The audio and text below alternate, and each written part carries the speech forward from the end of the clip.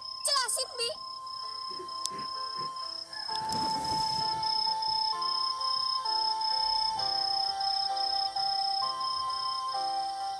Bi, ada apa ini, Bi?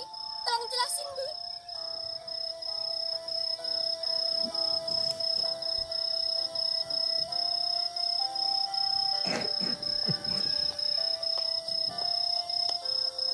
Pa, Ma, apa maksudnya semua ini, Pa? Gak ada maksud lain selain demi kebaikan kamu, nak. Pa, berapa kali aku harus bilang aku bahagia hidup sama Robi, Pa? Ma, kenapa Mama diam aja, Ma? Mama tolong jawab, Ma. Om, Tante, saya pamit ya. Bi, Robi, tunggu, Bi.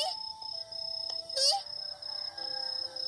Bi, tolong jangan tinggalin aku. Jangan biarkan aku di sini. Kamu kan udah janji sama aku, mau bahagiain aku. Aku malu, sayang. Aku malu sama diri aku sendiri. Aku belum bisa menuhin kebutuhan kamu. Aku ngelakuin ini bukan aku nggak sayang sama kamu, Cynthia. Justru karena aku sayang banget. Aku nggak sanggup lihat orang yang paling aku sayang hidup menderita dan serba kekurangan. Harus berapa kali aku bilang, Bi? Aku nggak butuh harta. Aku cuma butuh kamu. Maaf, sayang. Itu cuma nyanyian untuk orang-orang yang tidak memiliki harta. Aku harus pergi. Maafin aku sekali lagi. Robi,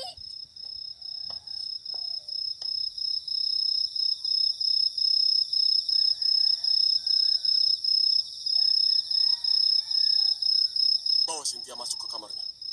iya ya, Pak. Robi, tunggu, Bi.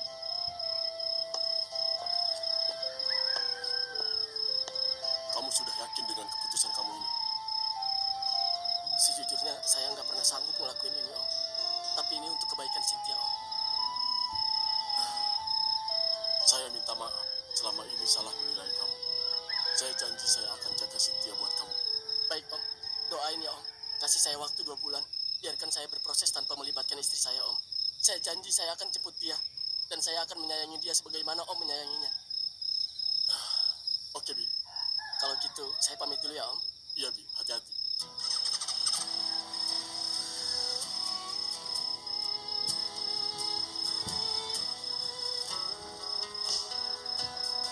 Pergilah. Gapai impian kamu. Lalu kembali dengan membawa jutaan kebahagiaan dan jemput istri kamu. Bangsat! Bangsat! Lelaki macam apa gue ini? Anjing! Bukan ku tak cinta, bukan ku tak sayang padamu.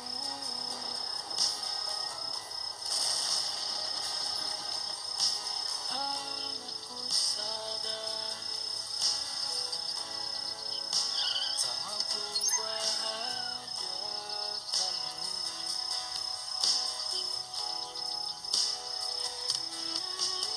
Selalu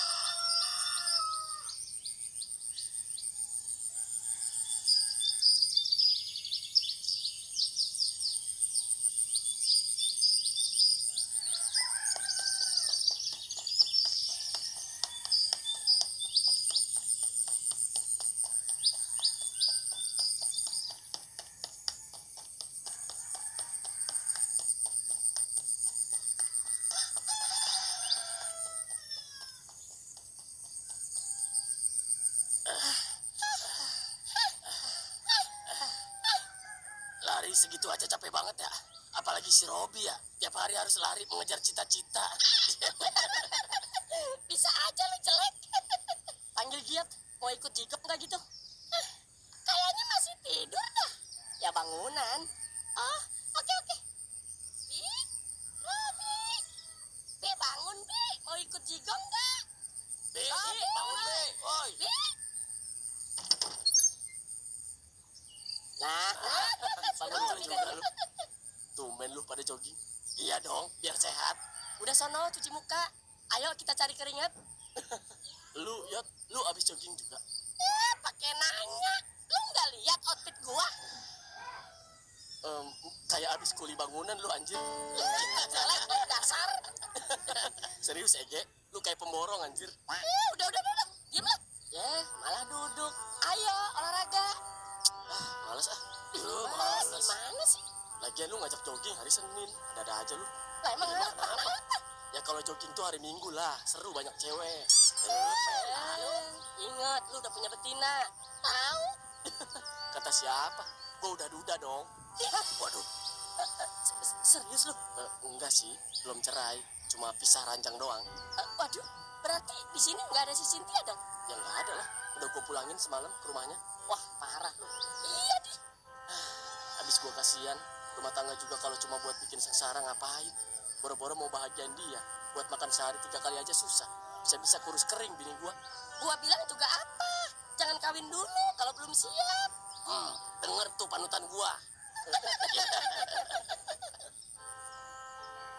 Meski si Robi terdengar pengecut dan pecundang karena lebih memilih berpisah dengan Cynthia, tapi ada satu hal yang lebih penting dari itu. Dia sempat mendapat apresiasi dari ibu gua karena memergoki Pak Iwandoyo yang sedang melakukan aksinya. Ia bersekongkol dengan keponakannya dan mengakibatkan kerugian perusahaan mencapai ratusan juta. Kemudian Pak Iwandoyo dan keponakannya pun dipecat. Lalu ibu gua menawarkan jabatan kepada Robi, yaitu sebagai komisaris. Tetapi Robi kaget dan merasa tidak pantas untuk jabatan itu. Robi pun memohon kepada ibu gua untuk memberikan jabatan itu kepada ayah Cynthia. Dan beruntungnya, ibu gua menerima ayah Cynthia sebagai komisaris di perusahaannya. Langkah itu Robi ambil karena berharap ayah Cynthia akan menyukai Robi dan berhutang budi kepada Robi. Karena kebetulan ayah Cynthia sudah dipecat di perusahaan milik keluarga Ali. Dan alhasil, ayah Cynthia pun benar-benar menyukai Robi dan menerima Robi sebagai menantunya. Tetapi Robi memilih untuk berpisah dengan Cynthia untuk sementara dan akan ia jemput setelah 2 bulan nanti. Namun sayangnya, saat ini Cynthia sangat membenci Robi karena dia tidak tahu apa yang sebenarnya terjadi.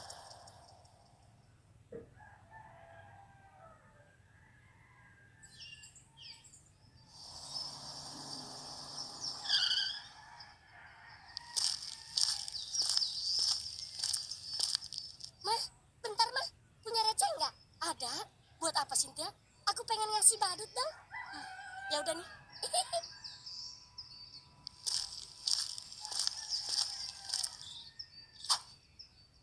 Makas.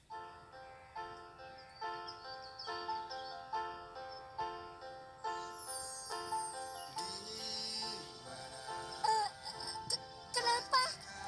Maaf ya kalau ganggu. Halo. Oh, iya, sama-sama. Cynthia? Iya, Mah. Dah.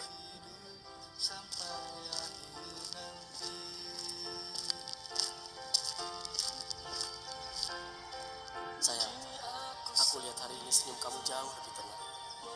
Maafin aku ya. Aku rela kamu benci sama aku. Tapi yang terpenting, kamu jauh lebih baik dari sebelumnya.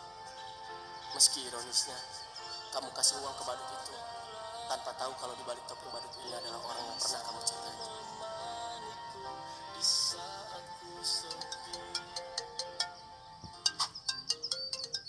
Halo, kenapa ya? Lu di mana, Bi? Pasar lagi ngebadut. Kenapa emang? Bisa ke rumah nggak? Bapak gua mau ngomong. Mau ngapain? Udah, kesini aja dulu. Nggak enak ngomong di telepon. Ya udah, iya, ntar gua ke situ kalau udah beres. Sekarang aja, Bi. Urgent. Serius lu? Iya. Mau ngapain sih? Paling juga bapak lu mau minjem duit. Minjem duit? Minjem duit itu apa ya? Ya, belagu lu. Enggak, bercanda. Enggak kok, enggak mau minjem duit. Ya udah, Gece, jangan sampai enggak kesini ya, Bi. Ya udah, ya. Gua ke sono sekarang. Ya udah ya, dadah. Ya.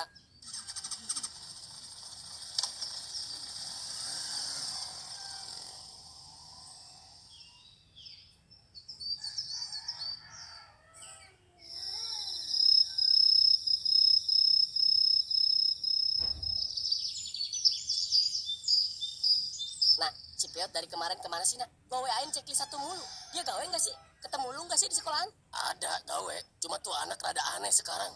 Aneh kenapa? Kemarin kan pemilik yayasan datang tuh ke sekolahan, Pak Indra. Nah, gue sama si Peot lagi ngopi di warung si Lisa. Dia nanya-nanya harga mobil ke Pak Indra. Malu-maluin anjir. Udah mulai halu, dia kasihan.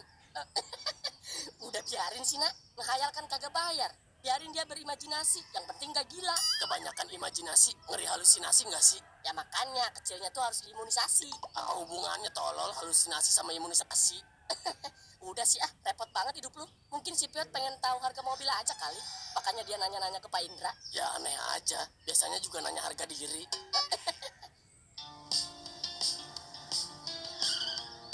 Mobil siapa itu, Dot? Gak tahu. Waduh, ngeri diculik gua. Halo guys, lagi pada ngapain lu?